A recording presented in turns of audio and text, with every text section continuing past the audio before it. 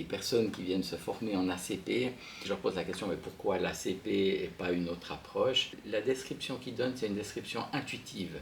Ils sentent que l'ACP, ça match avec eux. C'est quelque chose de l'ordre de l'intuition, voire un peu de la croyance. C'est très bien de sentir les choses et de croire que des valeurs sont des bonnes valeurs. C'est encore une autre chose de le savoir. L'objectif de la formation, c'est de passer justement de cette intuition à un savoir qui est fondé dans l'expérience et aussi sur la science objective. Au tournant du XVIe et du XVIIe siècle, vous savez qu'à l'époque, c'était la religion et la foi chrétienne, le pape qui disait « la Terre est le centre de l'univers et le Soleil tourne autour de la Terre ».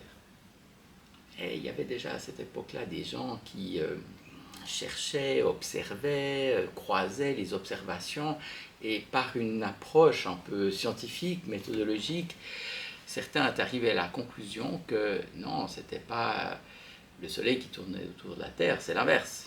Il y a en particulier deux personnes qui croyaient ça. Il y avait Galilée et il y avait aussi Giuseppe Bruno. Et dans ces temps-là, on ne rigolait pas trop avec ce genre de choses. Donc il y a eu un procès religieux.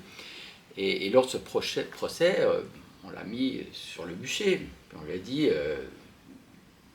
Bruno, il faut te rétracter, quoi. Sinon on allume la mèche et tu vas griller vif sur le bûcher parce que ces idées sont des hérésies. Et Bruno a refusé de se rétracter. Et il est mort sur le bûcher. 33 ans plus tard, Galilée, aussi un scientifique italien, etc., et lui, il était aussi arrivé à la conviction,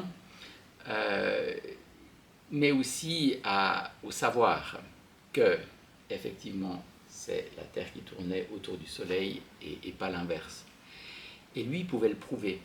Il avait fait par des observations, il avait pu démontrer que c'était bien le cas.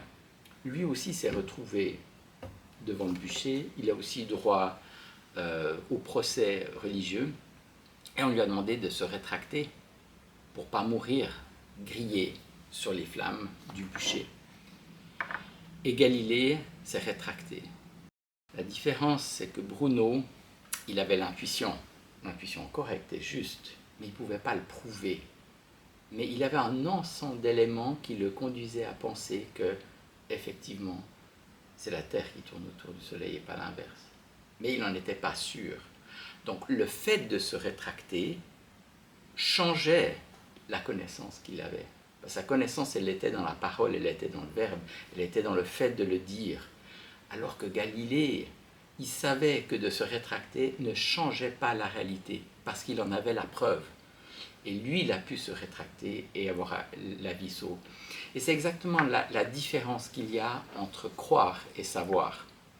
Quand on est dans des situations extrêmement difficiles, on sait, parce qu'on l'a vécu, on a pu le mesurer, parce qu'on a pu le voir dans de nombreux processus thérapeutiques, que le processus avance, que la tendance actualisante pousse pour aller dans la direction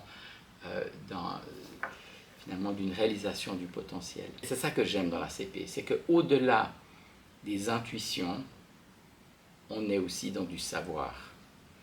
Et cette combinaison des deux, je pense, c'est un des éléments qui fait la force de la CP.